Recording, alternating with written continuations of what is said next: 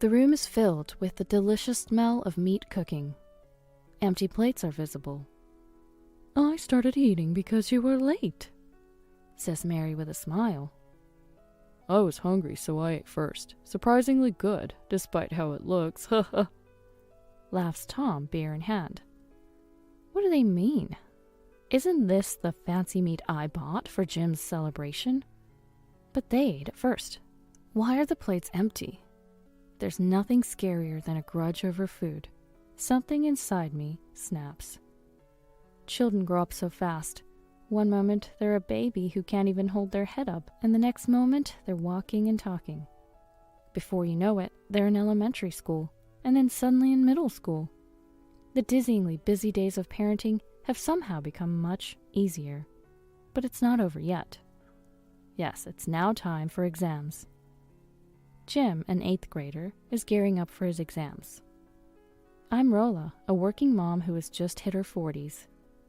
Jim goes to cram school every day and spends his nights holed up in his room focusing on his studies. He's working hard to get into a high-level high school he really wants to attend. As his parent, all I can do is create an environment where Jim can concentrate on his studies. If he wants to go to cram school, I provide the money. When Jim is studying, I use headphones for the TV. If he's studying late, I make him a late-night snack. Conversations with Tom and Mary are in whispers. With Mary, who's hard of hearing, we communicate with gestures. "There's no toilet paper left." "I'll get some." For this, Mary points to the toilet and mimics the shape of toilet paper with her hands. Then I point to the shelf and toilet, nodding in response. Sometimes our gestures are so misunderstood we look like dancers or chickens. But no one's watching, so it doesn't matter. When Jim occasionally comes out of his room and sees us, "What are you doing?" he asks with a cold look. I just laugh it off. Dealing with a teenager and a student preparing for exams can be tricky. I try to be considerate, but there are those who mess it all up. Tom and Mary. Neither of them are bad people at their core, but it's hard to call them good either. They just don't get it. They cooperate with the gesture-based communication, but no matter how many times I tell them, they won't stop doing one thing. And that's sneaking food. It's not just a little bit, because we're family. Their behavior is excessive. "Hey, do you know where my yogurt went?" Jim asks, coming home from cram school and opening the fridge, looking puzzled. "That's the one you bought with your allowance, right? Is it not there?" "I definitely put it here, but it's not here. That's strange." "Oh, maybe I ate it." After a shower, Tom, with a towel over his shoulders, says this to a puzzled Jim. "What? I bought it and put it in the fridge. You saw it too, Dad." "I just really wanted some yogurt, you know. It's okay. I'll buy more tomorrow." "I want to eat it now, not tomorrow." Jim, angry, goes back to his room while Tom watches him with a laugh. Of course, Tom didn't buy yogurt the next day. Another day, I call out to Jim, who comes out of his room for a break. "There's a sandwich on the table for you. Eat up." "Thanks, I'm starving. Where is it?" "It's on the table. Wait, is it not there?" As I check the table, the sandwich that was supposed to be there is indeed missing. "Oh, sorry, I ate it." Mary's voice comes from behind me. I turn around in surprise, and there she is, smiling innocently. "Mary, I told you that was Jim's snack for the night, didn't I?" "Yeah, I know, but I was just so hungry. Rolla, can you make another one?" Mary asks without any hint of apology and returns to her room. I think to myself, shouldn't the person who ate it make another one, or at least prepare their own? Such things are a daily occurrence. Every day something gets eaten by Tom or Mary, even if it's labeled with a name or a note. Tom offers a casual apology with a sorry. Mary just laughs it off with a couldn't help it. Jim and I are exasperated with these two. It's somewhat forgivable if it's just a little something, but it's more serious when they eat things meant for the next day. Like lunch. I work and mornings are hectic, so I prepare a lunch the night before to just pack it in the morning. Knowing Tom and Mary's behavior, I always put a big "do not eat" note on the Tupperware containing the lunch. But it's been eaten again. They eat it anyway, those gluttonous two. Why do you eat it when it's clearly marked for the lunchbox? I don't know, maybe Mom. Don't talk with Caesar dressing on your lips. The Caesar salad is completely gone. Come on, Rolla, no need to get so mad. It's just a Caesar salad, right, Tom? Mary, maybe say that after you wipe the chicken off your cheek. There's nothing left for the main dish. Such incidents really frustrate me in the busy mornings. Even I start speaking harshly, but Tom and Mary don't seem to like that. What's with that tone? I'm buying the ingredients with my money, right? What's wrong with me eating it? That's Tom. The grocery money comes from my part-time job. And me. I'm paying for everything else, so it's the same as paying for groceries, right? Tom said. But your lunch boxes won't have anything in them, I retort. Just make something up, it's not that hard. Tom says back. There's no way I can do that when I don't have time, I explain. Mary joined our argument, naturally defending Tom. In the old days, I used to get up early and work hard to make packed lunches. You're trying to get away with making something cold for Tom and my grandson. I'm telling you that's not good. You should be thanking me. What should I be thankful for? I'm working and don't have time, I say back. Are you mocking me for being a housewife? What a terrible daughter-in-law, Mary said. How does it come to that? I'm doing my best in my own way. Please don't get in my way. No matter what I say, Tom and Mary just don't understand. They both just get annoyingly angry. And the next day, the make-ahead meals are gone again. Frankly, I couldn't care less about Tom's lunch. Tom's an adult and earns his own money, so he should be able to handle lunch. But it's different for Jim. I want to provide Jim, busy with exams, with the most delicious, nutritious, and filling lunches possible. Yet those two trample on my feelings. Doesn't Mary care for her grandson, Jim? I can't stand it. Sorry, Jim, can you buy something on your own? Did Dad and Grandma eat it again? They're hopeless. Yeah. I returned a wry smile to Jim, who was irritable from teenage rebellion and studying for exams, and seemed more sensible than them. Tom and Mary never change. No matter what I say or how I plead or get angry, they just keep eating. They say they prefer my cooking over the snacks I bought for them. It makes no sense. I was getting tired of the daily battles with Tom and Mary. Then, finally, a ray of light shone on our home. Jim passed his first choice high school. Congratulations, Jim. You did so well. Hey, don't cry, Mom. Jim was taken aback as I started crying with happiness when I saw the list of successful candidates on the computer screen. Even as he said that, he was grinning, clearly happy. He worked so hard. The effort of making fake sandwiches to escape from Tom and Mary was worth it. Or rather, they got tired of the sandwiches I made for them and ended up finding and devouring Jim's hidden portion too. I was really furious. Once driven to desperation, I made so much food that they couldn't possibly finish it, only to find them full the next morning. Tom is one thing, but it's amazing how much Mary can eat at her age. It's either sheer stubbornness or determination. Well done, Jim, for persevering through all these hurdles. Jim, you did great. Mary, who had been quite the nuisance, seemed genuinely happy about her grandson's success, tears of joy in her eyes. Give me back my sandwich. There are grudges, sure, but let's forget those today. It's a day to celebrate. What do you want to eat to celebrate, Jim? Meat? Such a boyish response. Well, it's his favorite after all. Boys and their meat. All right then. I just got paid yesterday. Okay, let's splurge today. I'm off to shop. I sent a message to Tom and hurried out to shop. Splurged on prime beef. First time buying it at a specialty store. Well, prime beef is expensive. I've only ever had no-name domestic beef before. The sight of the red and white marbling makes my mouth water. But the prime beef is just for Jim. Tom and Mary get the no-name domestic, and I get the cheap imported kind. Can't help it, that's our financial situation. Cooking such good meat was nerve-wracking. First, I finished preparing the salad and soup. Then Tom came home. I'm home. That smells good. Welcome home. Sadly, the prime beef is only for Jim. What? None for us?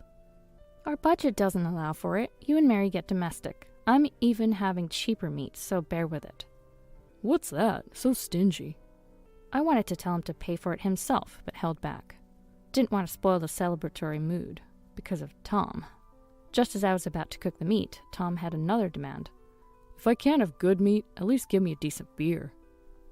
We only have cheap beer at home. Sorry, didn't buy any. What? At least you could have bought that. I'll pay, go get it. Now? What's the point if I can't have it with the meat? All right. Didn't want any argument to ruin the atmosphere, so reluctantly I went to buy it. Then, Mom, I'll go too. Want some snacks for after the meal? Jim said, joining me. Shall I go buy them? No, I want to pick them myself. When was the last time I walked alone with Jim? His face seemed unusually gentle, perhaps relieved after his exams. Walking with him, I almost teared up, remembering his childhood. True to form, Tom and Mary did not disappoint with their predictable behavior. We felt something was off the moment we entered home after shopping. What's this smell? Jim, who entered first, noticed it. Huh? Is that the smell of meat cooking? I realized it too. The uncooked meat was somehow emitting a savory aroma. What's going on? Rushing into the living room, we found... Welcome back. We got hungry and started eating since you were late. Mary, smiling.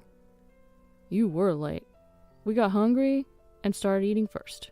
There's some weird-looking meat, but despite its looks, it was surprisingly tasty, haha. Tom said, laughing with a cheap beer in hand.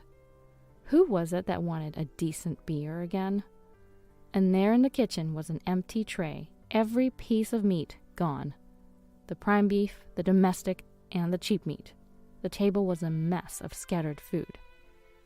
Plates left with nothing but the delicious smell.